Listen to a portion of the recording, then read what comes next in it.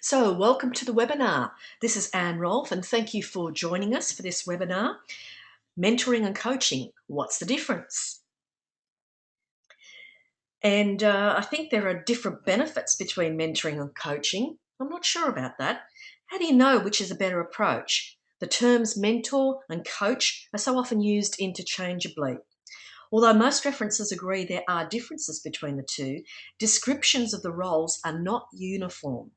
This webinar is your chance to explore the similarities and differences between mentoring and coaching, when you might want to choose mentoring and when to choose coaching, and setting up successful mentoring or coaching relationships.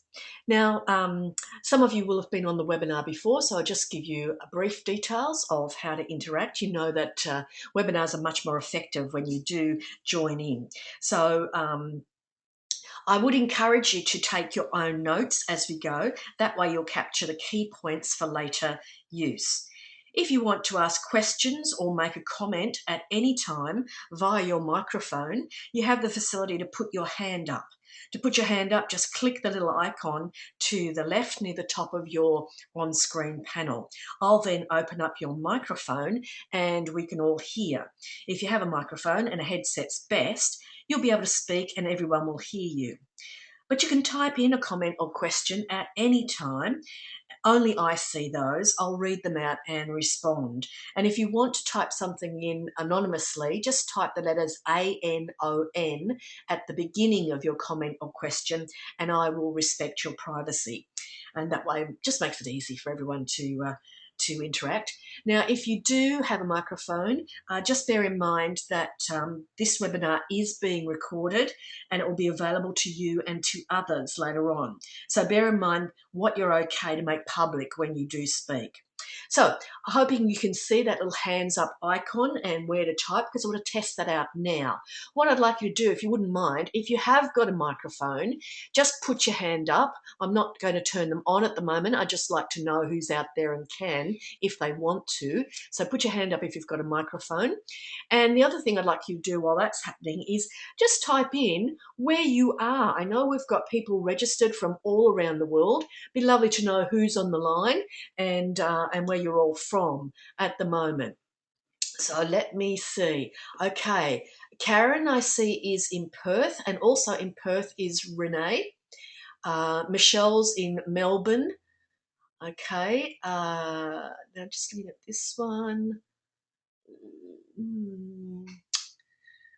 Okay, so someone else from Perth. So that's Liana, sorry, Institute of Professional Learning in Leederville in Perth. Okay, let's see who else. Oh, we've got a big contingency from Perth this morning. So Kathy's in Perth, Megan's in Camden, New South Wales, and Chris is in Sydney. Oh, Ethel, welcome from the Philippines. What's the time there in the Philippines? I'm not quite sure offhand of the time difference. So let's see. A few hands up. So Liana's got a microphone. Michelle's got a microphone. Anyone else out there with a microphone? Not too sure about that. Okay. So feel free. I've put those hands down now. If you wish to make a comment or question later on, going to oh, Ethel's saying it's 8 a.m. in the Philippines. So welcome and thanks for being up so early there. So let's just go through these. Okay, I think we might have a few others joining us as we move on. So let's get underway with our topic of the day. And if I can just give you a little bit of background for those of you who may not know me, I started 30 years ago in the finance sector. In the 80s, I began helping senior managers who were retrenched to move on in their lives and build new careers. 16 years ago, I began to focus on mentoring as the key strategy for people who want to progress their careers. More recently, a few of the programs I've been involved with have helped make workplaces safer in industries like construction. Have also increased profitability for small businesses and help to retain and develop young workers and literally keep them safe climbing up poles like that, and also develop the skills of more mature workers who were mentoring them. Also for young graduates looking at their careers and leadership of the mentors who were helping them look at their career choices. And last year, no, it must be the year before now, a program that created operational consistency around our nation for very highly specialist technical people. And I've done a lot of work with Aboriginal mentoring programs aimed at equity for Aboriginal employees and Torres Strait Islanders, and indeed improving client services.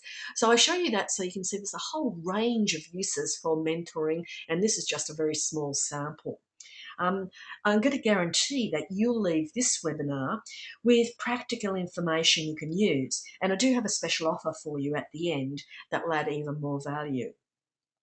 I'm going to confess right now that I'm approaching this topic with some trepidation, because I have noticed that many people seek distinctions between mentoring and coaching, and arguments and turf wars can become quite vehement between various schools of thought.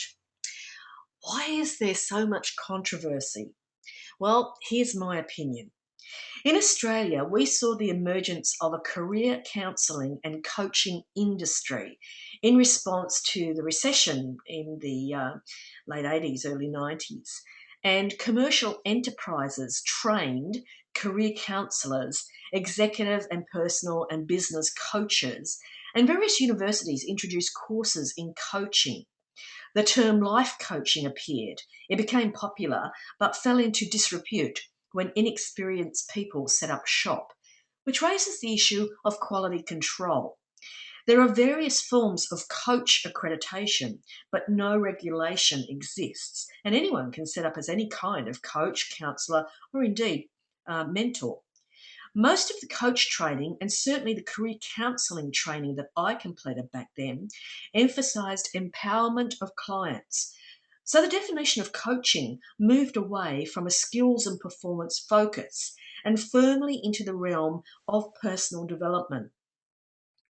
Counselling has therapeutic connotations, and professionals such as psychologists rightly wanted to protect the integrity of that term. So there was a pushback against using the word counselling and a corresponding move towards formal coach accreditation.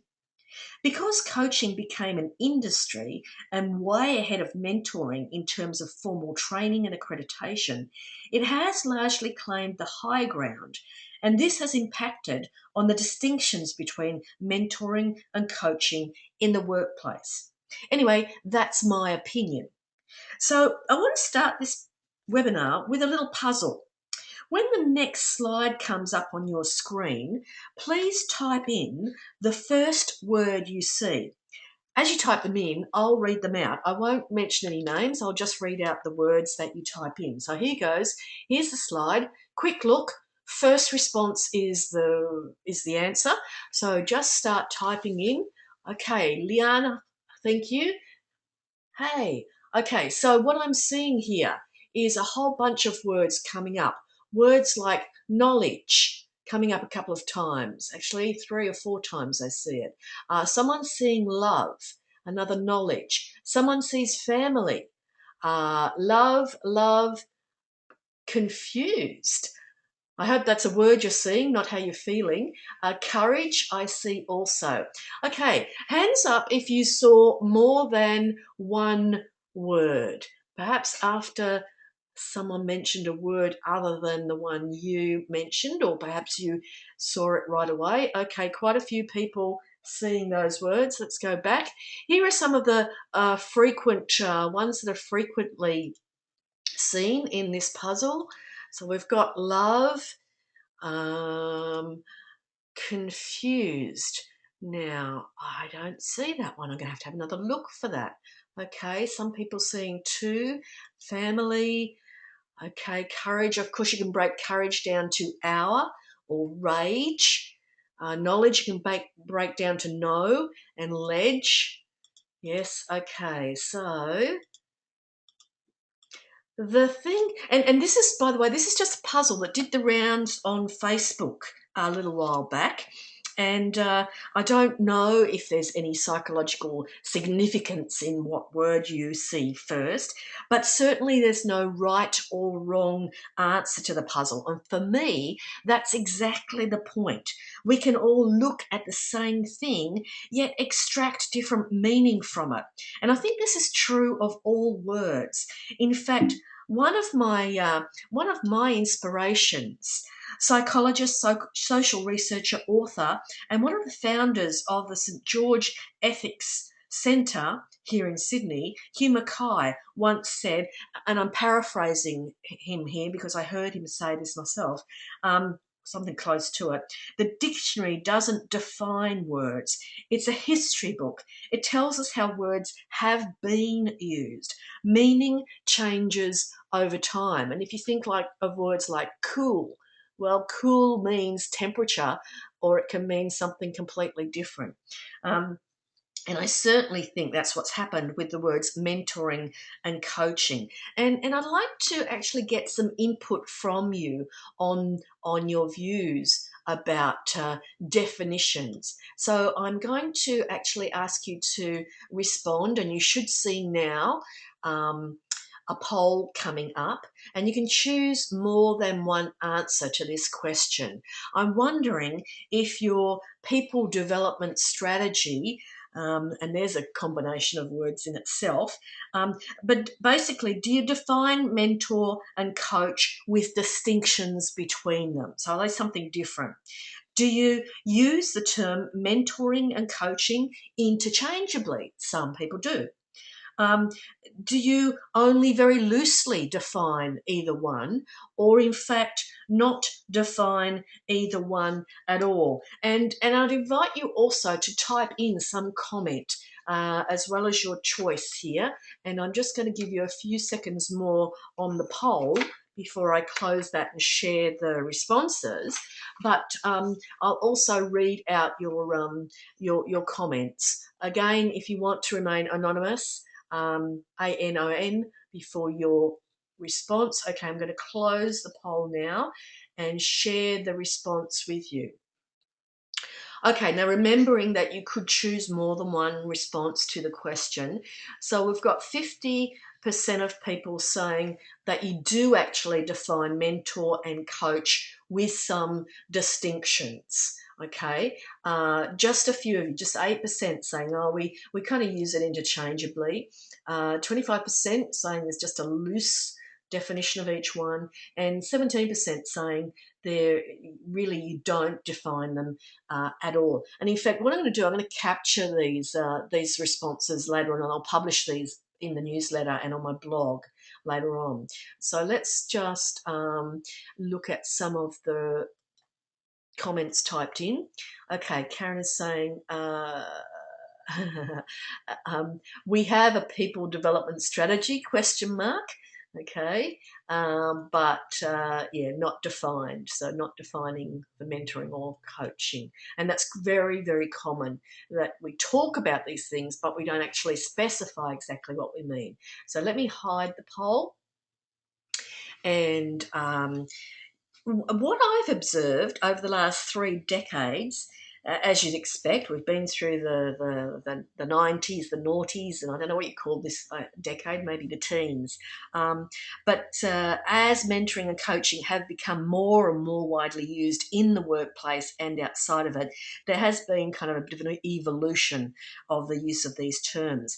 And one of the most prolific writers, researchers, and thought leaders in this field of mentoring is David Clutterbuck out of the UK. His writing in the 80s and 90s described distinctions between coaching and mentoring. But these days, he talks more generally about learning alliances. And I tend to agree. I think that in terms of the similarities between mentoring and coaching, I'd say that both mentoring and coaching provide one-to-one interaction to achieve personalised learning and growth. They cater to individual needs and personal styles, and the time constraints of the people involved. And they can be conducted face to face or using various technologies. People in remote location can still get together.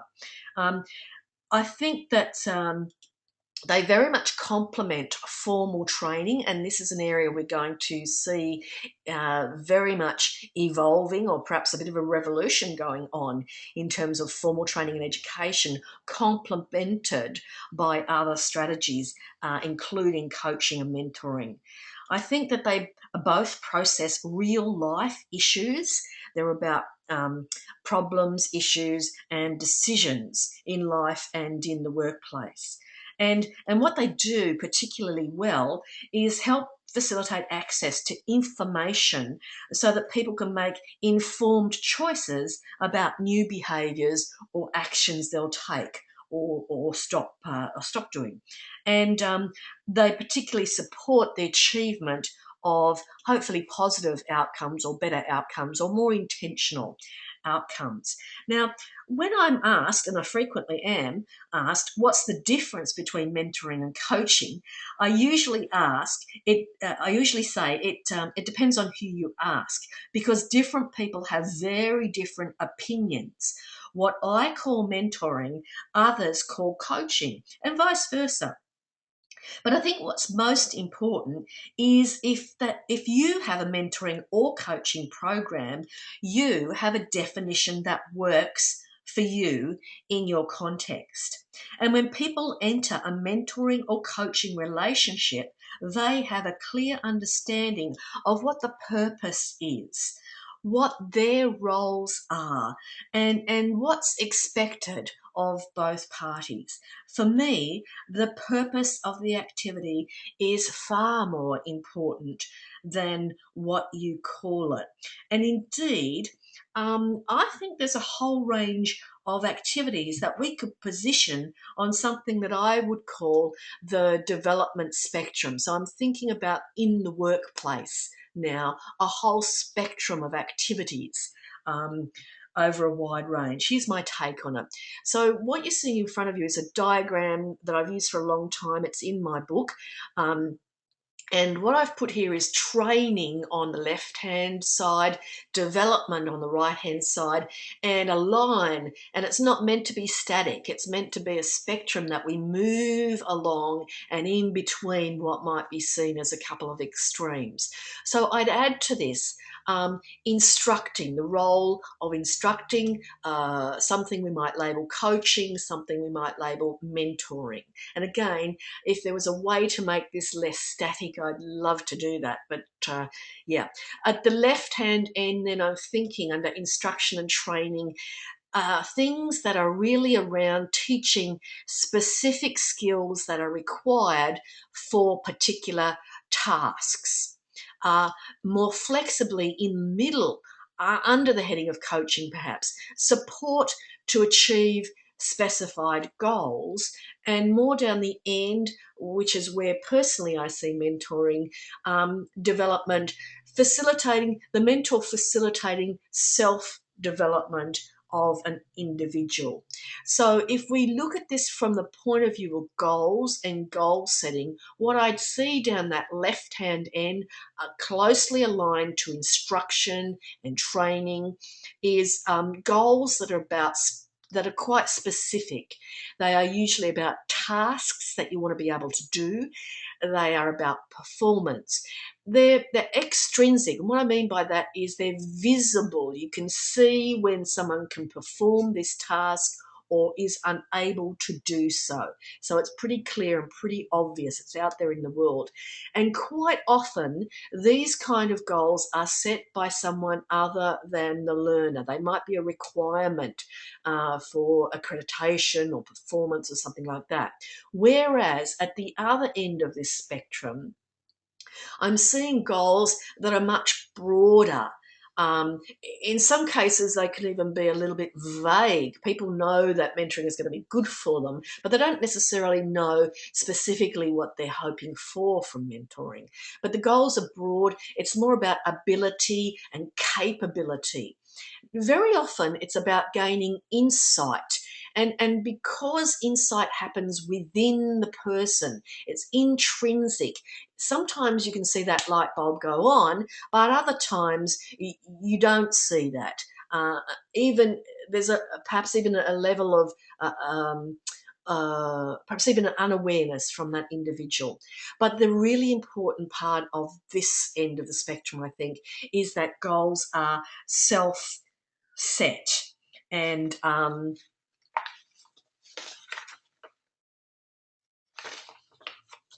and I think that's the important distinction.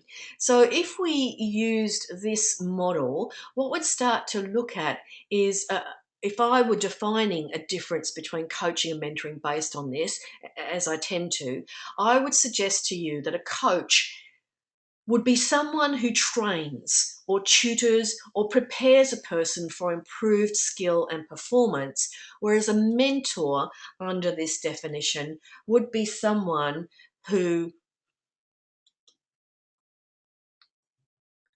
guides and stimulates reflections and actions for improved personal and professional outcome. So going back to our model here, you can see that one of the things that that this becomes unstuck on and gets tricky because people's needs move across this full range of the development spectrum. They're never static. But if we wanted to start to make some distinctions, and if we did accept those as differing definitions, here would be some of the distinctions perhaps that I'd make. So, a coach who trains and tutors and prepares that person for improved skill and performance versus a mentor who guides and stimulates that reflection and actions. And Carly is asking, do we get these slides? Sorry, Karen is asking afterwards. Yes, actually what I'm going to do is I am recording the slide cast and I do intend to share this with you. By the way, this model is in my book. I've set it up there as a table. I'll mention that again in a moment. So the distinctions. In this case, I would say a coach is someone who supports the achievement of specific goals, whereas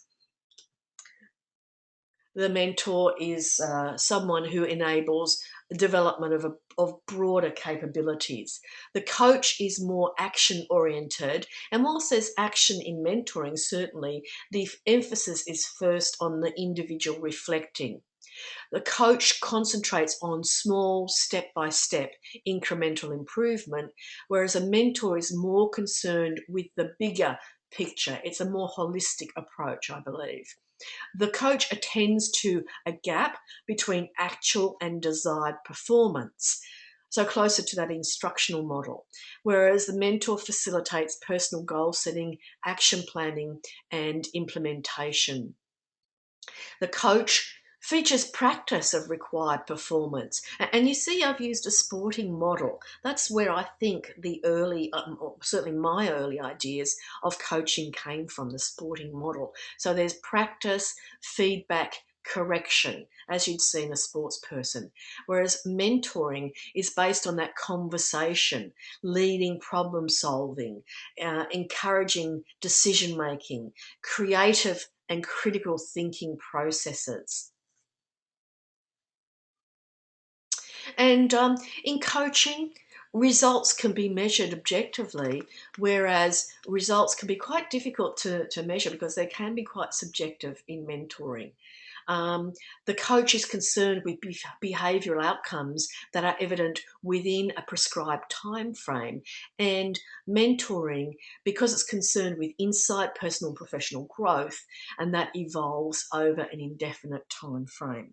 Now, I did mention that uh, there are distinctions here that I'm making, and yet even as I'm showing these ideas, there could be people out there who are saying, no, no, no, it's the other way round. So where this appears in my book, it appears as a table, but I've headed up the table performance coaching to specify it is about performance, and mentoring for development. But as I said, I think mentor and coach are really just labels, and I think how you apply them is a matter of personal preference. I'd like to again get some input here, and I'm going to launch another poll. So I'm pretty interested.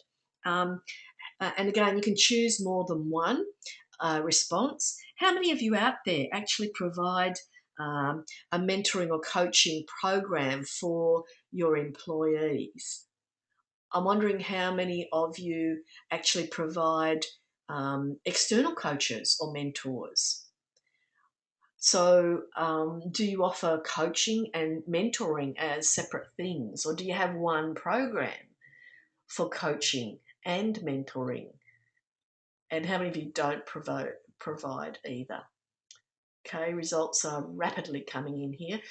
Feel free to type in a response. I'll read out the typed responses as they come in. Okay. So Steve is saying, okay, good comment. Steve's saying we need to discern between coaching for skills and coaching for change. I'd say the progression goes from left to right: instruction, coaching for skill, mentoring, coaching for change. Yeah, I'd agree with that, Steve. That's a good way.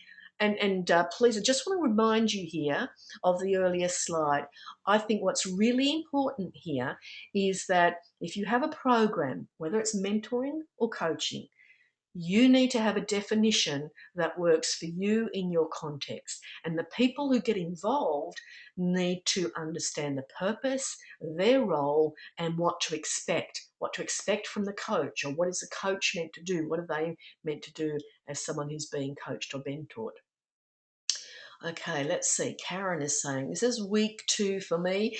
Oh, so you're just brand new in the role. So I really wouldn't know, Karen's saying. Oh, how often do I see this? Someone's so brand new to the role. So I hope this is helpful to you, Karen, and it may open more questions and answers for you. Okay, Callista is saying yes for external businesses, not an internal program. Okay, so you have external mentors or coaches. Okay, Renee is saying we have a formal mentoring program. Coaching tends to be informal.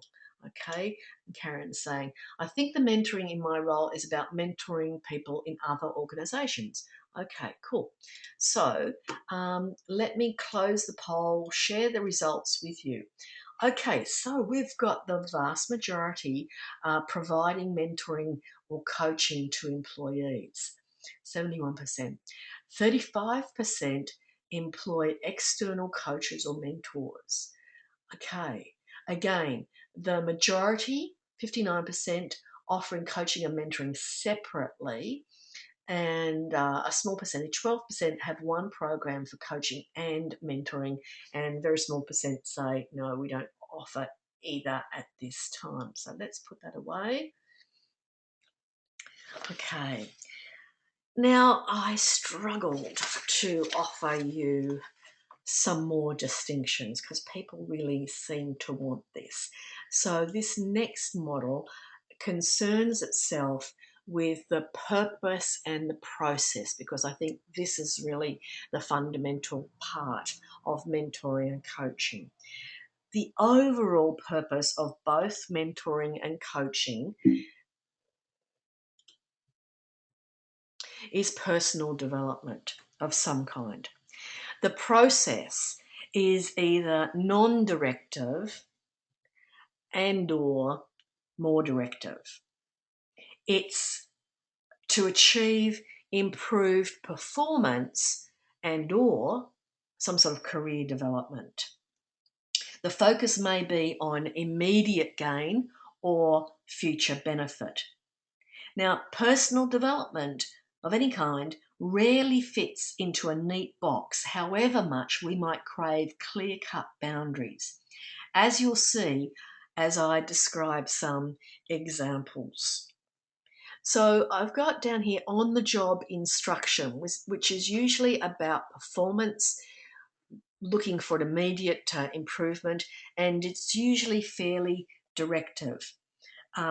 For example, learning a new piece of software on the job, learning procedures or protocols, or things like safety regulations.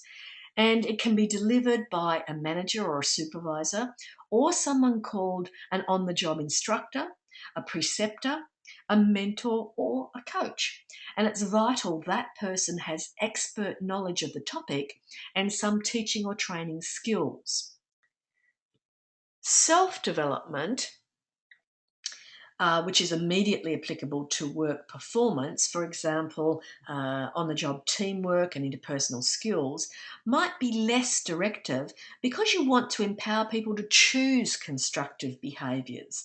Again, it could be led by a manager or supervisor, a mentor, or a coach. Knowledge of the topic and expertise in process would be important, and it's highly likely that this type of development would be designed to complement off the job training of some description. Now, career development is pretty different. It has to be, in my opinion, mainly non directive, because you can't tell another person what to do with their unique strengths, their values, and preferences. A mentor or coach in this space is usually offline. What I mean by that is not the person's direct supervisor or manager, not in that direct line of authority. Um, and they guide the process of exploration, goal setting, and action planning. It's vital they have skill in a less directive process and some knowledge of career planning. This is often aided by career planning tools or resources. The mentor or coach does not need expertise in the person's current or future role. For example, I'm not a nurse, but I could mentor a nurse for the purpose of career development using my knowledge of career planning and a non directive process. Succession planning, where specific skills have been identified as required, might be a bit more directive. For example, an engineer moving into a general manager role or an operations manager becoming CEO. This might be done by an internal mentor or sponsor or an external executive coach. Now, when Marius Kloppers, CEO of BHP Billiton, retired, his hand-picked and groomed successor, Andrew Mackenzie, was well prepared to step up. Mackenzie is a scientist with a strong academic background and a seasoned manager, whom Kloppers persuaded to join the company 4 years prior to his succession and personally mentored, supported by the board of directors, to ensure a smooth transition. Young professionals, as emerging leaders, sometimes need explicit education to prepare for their future roles too. But as I talk about these examples, you realise they're not mutually exclusive. Personal development is about immediate performance as well as career development. The process can move between non directive and directive. It doesn't have to be either or. In fact, let's pause for some questions or comments at this time. I'd love to know what you think about what I've said so far. If you've got a microphone, you can put up your hand and I'll open your microphone for you to speak. And if you prefer, you can type in. And if you want to make an anonymous comment, that's fine too. Just type ANON before what you want to say or ask, and I will read your comment without your name. So looking for hands to go up. If you have a microphone, love to hear from you. And if you prefer to type something in, love to hear your comments or questions. I'm just going to pause for 30 seconds while you have a think and make a comment or a question.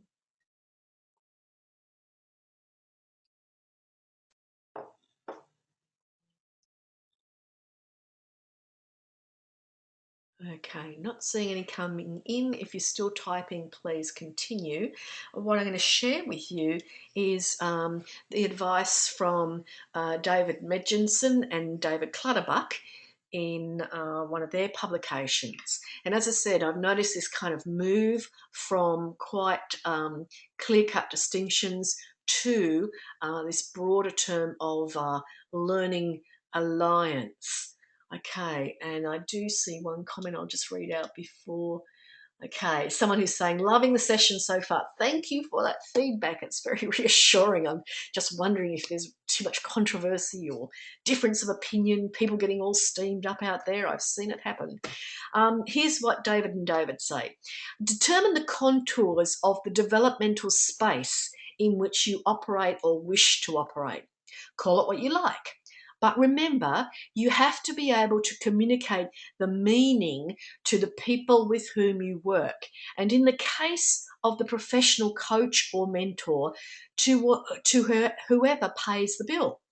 Be consistent with your own definition and be aware of the role boundaries and the boundaries of your own competence. And this is something that I really reinforce whenever I'm speaking to, for example, business mentors out there. I've been involved in a number of programs where volunteers mentor people in their own small business. And what I emphasize to them is you have to be really clear about your boundaries as a mentor. Yes, you might have years and years of experience in your own small business, but when it comes to mentoring someone else, be aware of the boundaries. You're not an accountant. So if it's accounting expertise they need, you need to let the person know this is a question for your accountant. If you don't have one, you need one. If it's tax advice, you must ring the tax office or again go back to your accountant. If it's a legal issue, you need to speak to your legal advisors.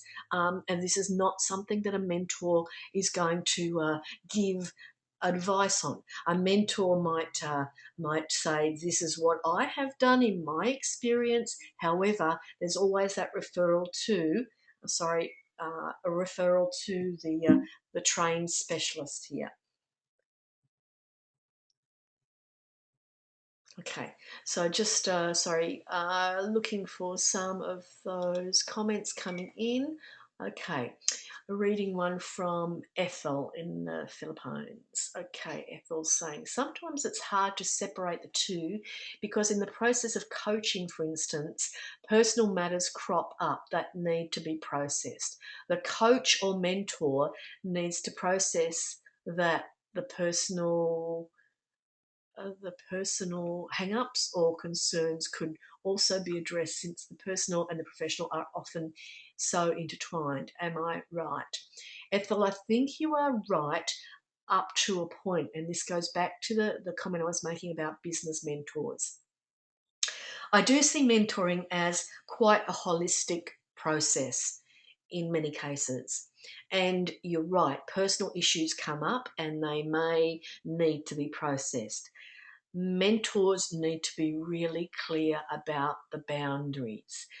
When is this crossing the line when the person needs, for example, a counsellor? Here in Australia, most workplaces have what's called an employee assistance scheme, where employees can access a trained psychologist as a counsellor. And these are great schemes and widely used to great benefit. So mentors need to know from their organisational policies about what sort of issues should be referred to a professional counsellor. When it gets into personal relationships, the mentor can't be expected to be a marriage guidance counsellor or relationship therapist. Things like drug and alcohol issues or gambling, those sorts of things. We also have laws about bullying and harassment in the workplace, and any issue like that must be, by law, referred to someone else. What I usually say to mentors when I'm training workplace mentors is you need to be guided by your organisation's policies, and if you are in doubt, have a confidential conversation with your mentoring coordinator, who is usually a human resources specialist, and they will be equipped to advise you. But yes, I think you're right, Ethel. But again, this area of the boundaries needs to be crystal clear, even though in our minds it's easy to be a bit blurry. When in doubt, ask for some guidance by program organisers. Thanks for that comment. So as I said, I think it comes down to, and we're talking about when to choose, it depends on what you're trying to achieve and which definition is going to work for you in your context. And when I say which definition, I'm not saying an either or. I'm suggesting to you, and I usually advise people, if you can find a definition that someone has created that you relate to and works for you, quote it, reference it properly and quote it, and that's fine. If you can't find a definition, create one that works for you, for your context, and document that and use that as your guide. So I think mentoring is something that actually enables people to set and achieve their own goals. It's something that allows them to explore problems and issues, being aware, as I said, of some of those personal boundaries, and something that enables people to make informed decisions. They get information, they make choices. In the workplace mentoring that I usually am involved with, it's usually a confidential conversation with a person who is offline, not usually in a direct line of authority over the mentor, so they can speak freely and know that that is a confidential conversation. It's usually career related. It's most often a voluntary process, both for those who are going to be mentored and the mentors, although there are some exceptions to that, where it can be, in some cases, a mandatory program. Mentoring is often informal, or it can be a planned program. I mentioned already, it's usually offline. It encourages self-responsibility. So the person who's being mentored, they are responsible for their decisions and their action. It's a non-interventionist approach. It's all about personal growth for both the mentor and the person being mentored, and it gives beneficial results to the individuals and strategic outcomes to the organisation, and it adds value. So I think if that kind of fits, for me, that's mentoring. If it doesn't fit with what you're trying to achieve, then maybe it's more a coaching approach that you're looking for, and you may want to invest in training internal coaches, or you might want to seek external coaches. So our last question was about how to set up successful mentoring or coaching relationships. And I think these guidelines apply to both. I think mentoring and coaching works best when people volunteer. As I mentioned, there are some programs that work where those being mentored, and I'm thinking of programs usually that are linked to a graduate program. So young graduates, mentoring is sometimes part and parcel of the graduate program. So if you are in a graduate program, you're going to be mentored, and that raises some implications about how we go about convincing the young graduates, selling the concept to them, and making sure they get the most out of it, rather than resisting that. Because I do believe that that the ideal situation is when people put their hand up and want to be involved of their own volition. As I mentioned, people need to understand their roles and the two-way responsibilities, and who's responsible for what, and how this thing, whatever you call it, mentoring or coaching, how it's meant to work, what their role is in that. In fact, I think they need to have very, very clear expectations, and I like to set up some sort of negotiation of agreements between the two parties. I think it's vitally important that both mentors and mentorees are trained. Indeed, as I mentioned, there's been a great trend over the last 3 decades to the training and accreditation of coaches. And I think you should look, if you're looking for external coaches, definitely look at their credentials before you use them. Because as I mentioned, there is no regulation.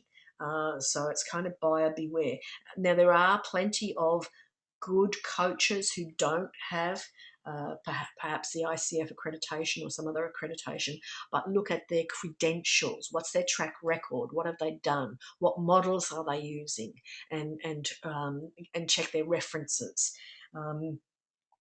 And so training of mentors as well as mentorees is really important. In the sort of mentoring programs I'm usually involved in, we have training for mentors, sometimes because they are more senior people and think that they don't need training. We might call that a mentor briefing, but it's a workshop like any other that I run, and it's aimed at developing skills and techniques and providing models that are appropriate to use in the purpose of the mentoring that we are going forward with.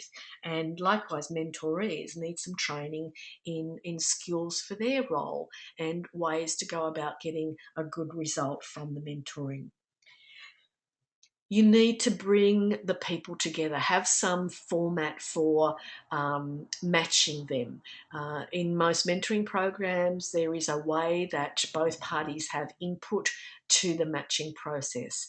In particular, mentorees like to have some input, usually by being aware who's in the pool for mentors in terms of, you know, who's available to them, a little bit of background.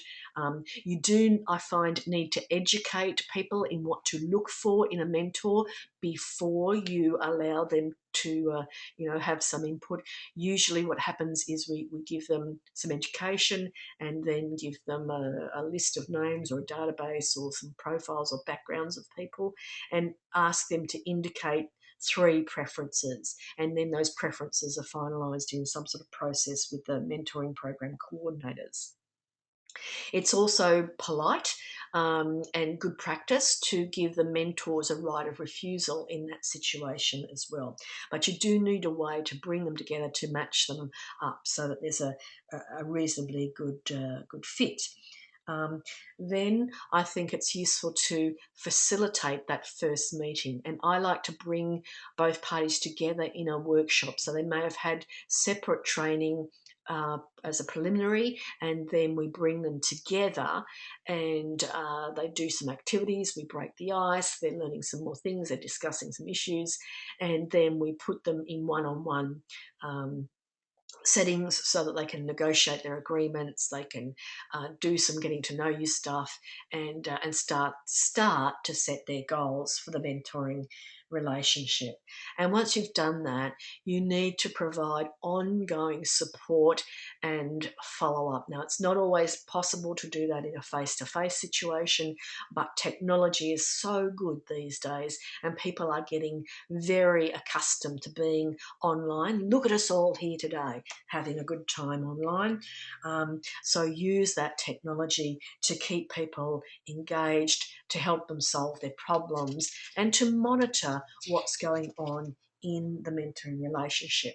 Okay, I need to pause for breath, so I'm going to pause and invite some questions or comments. Love to hear from you. If you have a question or comment, we're getting close to the end of our time together. So we've covered quite a lot of ground here. Questions or comments, you can put your hand up if you have a microphone, or you can type in your question.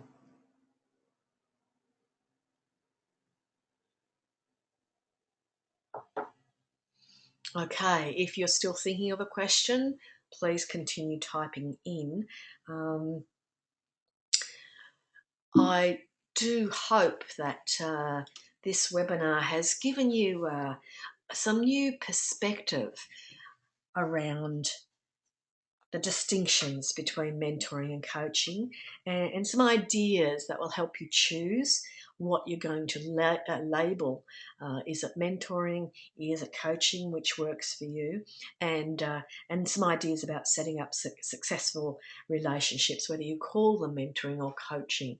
Okay, just seeing a couple of questions coming in here. Oh, lots of questions coming in. Okay, so a question: should mentors be direct supervisors? Going back to the purpose of mentoring, usually if it's going to be about career development, and I'm thinking about career progression here, someone who's thinking very much about their future, it's usual that the mentor would be someone offline, that is not the direct supervisor, not the manager, not even in that line of authority above the person. But again, it depends on how you're going to use those labels. I was involved in a mentoring program, designing a mentoring program a couple of years ago, where we had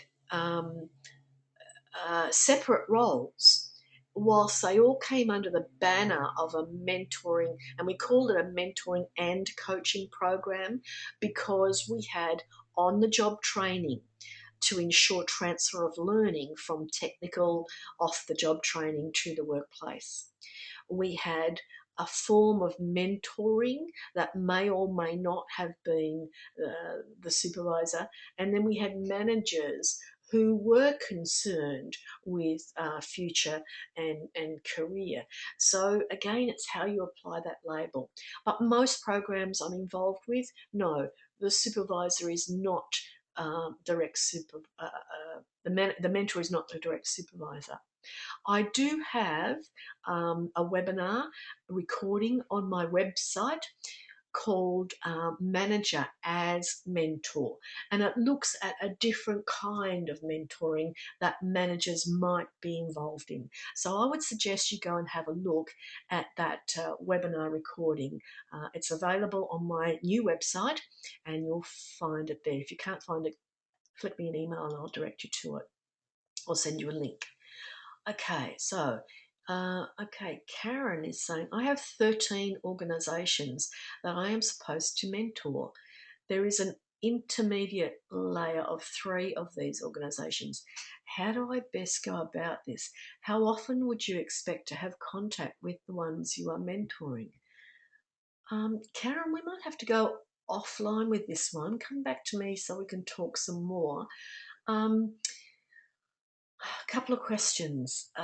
You're saying you've got 13 organisations. That's a lot. I'm hoping that this is close to, you've got almost a full-time chunk of work here, depending on what the role is. How often would you expect to have contact with the ones you are mentoring? I can answer that as a generic response. In my opinion, if you don't have a monthly contact with a mentor, you don't have a mentoring relationship. It's not frequent enough to build a relationship so that when you need to have a good conversation, a meaningful conversation, you haven't got enough relationship there to really have one. So a minimum of monthly contact and meaningful contact, not just saying hello. So Karen, let's have a talk. I'm not quite clear on your question, or not clear enough to answer sensibly. Okay, here's an anonymous question. I totally agree. Clearly identifying the roles and expectation of the mentoring relationship should be set up first. This makes it clear to both parties. Yep, early in the relationship, they need to, and you need to be really sure that they are clear. Okay, Michael saying, very interesting and useful content. Thank you. Okay, I'm going to make it available, the recording available free. Okay, anonymous comment has certainly given me a new perspective on what label to use. Turned my label on its head. Very interesting. Okay, I hope that's a good thing that it's turned it on its head. This is for you to decide. Okay, so final comment. In my role, I work with graduate teachers. I have contact with them every. Okay, so this is a good content answer to a previous person's comment. Liana is saying, in my role, I work with graduate teachers. I have contact with them every 2 to 3 weeks. So clearly, because you have that frequency of contact, you are able over time to build a trusting relationship, so that they can feel they can discuss those issues with you quite confidently. Okay, you can continue to type in. I'm going to begin the wrap up, but I'll stick around after I've wrapped up if there are more questions coming in. I would suggest to you that it's a good thing to actually, if you've been taking some notes as we went through, and I know I went through some of this quite quickly, but I'd love to know what your key takeaways, and if you type those in now, I will share them with the group. You can do this anonymously. In fact, I won't read out anyone's names if you want to type in your key takeaway and if you have an action associated with that, because, you know, they say knowledge is power, but it's what you do with that knowledge that's really powerful. So if you want to type that in for me, and I will share that anonymously for you. Before we do wrap up for the day, though, because a lot of you do have mentoring and coaching programs, and some of you may still be in planning mode, whether you're planning a new program or whether you're reviewing your program, it would be remiss of me if I didn't share with you the book that you need to have to help you with that. It's called How to Develop and run your own mentoring program, and in it you'll find the tools, techniques and checklists that will enable you to develop a program that works. It also talks about the challenges and obstacles to successful mentoring, and the book contains some reusable templates and worksheets for you. Now you can buy this book as hard copy or as an ebook, and you can buy it by itself or in either of these great value packages. Now, this is my fast track pack. It's one of my most popular packages because what it contains, as well as the ebook version of how to design and run your own mentoring program, it actually has 13 webinar recordings and 6 ebooks that cover everything from how to match mentoring pairs to training and evaluation. Or you can buy the Works package, which gives you all my hard copy books, and including now as a bonus the new mentoring journal as well.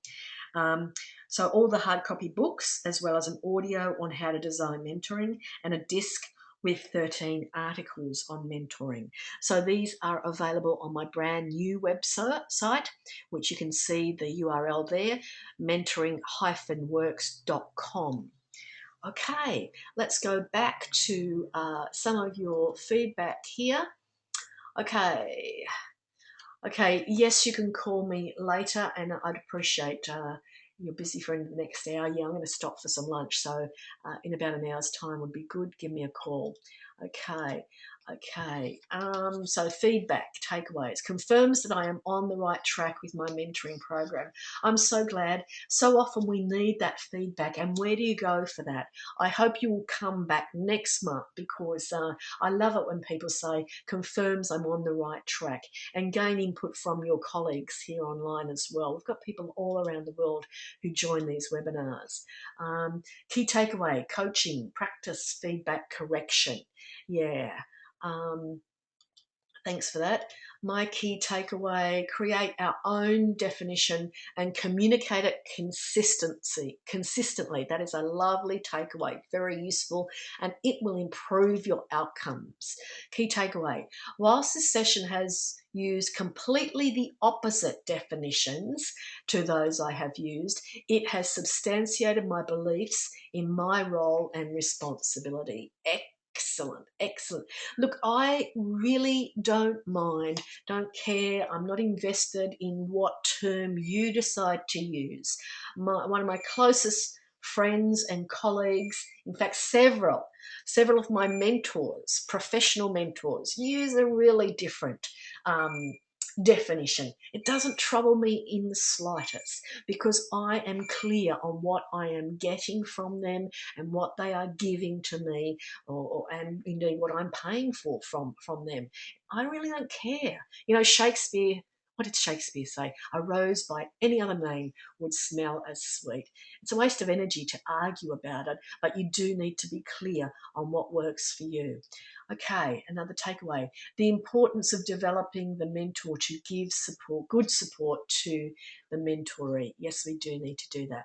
We're right up to the top of the hour now. Well, 1 minute to go. I'm going to stick around for another few minutes. If you would like to either ask a question, you can put your hand up and I'll talk to you online if you wish. I'll stop the recording, or you can type in. Okay, another key takeaway. Need to be very clear on the split between the space for mentors and coaches. Yeah, if you're going to offer separate things, you need that clarity, you need written definitions, you need to document the roles, not just say it, have it there as a reference point for people. Put it on your website, on your space where the participants go. Give it to them in writing as well. Okay, we need to check what we are trying to gain from our mentoring program. Yeah, that's the starting point, isn't it? It's what are you trying, what's the purpose? What are the outcomes for individuals? What's the strategic value? Why is this program in place in the first place? And indeed, that lends itself to evaluation, which we'll talk about later this year. How do you measure the outcomes? If you don't know what it is you're trying to gain, how on earth can you measure it? Thanks for an interesting session, and thank you so much for your feedback. I sit here and I talk and I'm wondering about the responses, so it's lovely to get feedback from you. Another thank you. You are very welcome. Okay, you're running a webinar now, so you better run off and run it. I'm going to tune into someone else's webinar as soon as I get offline as well.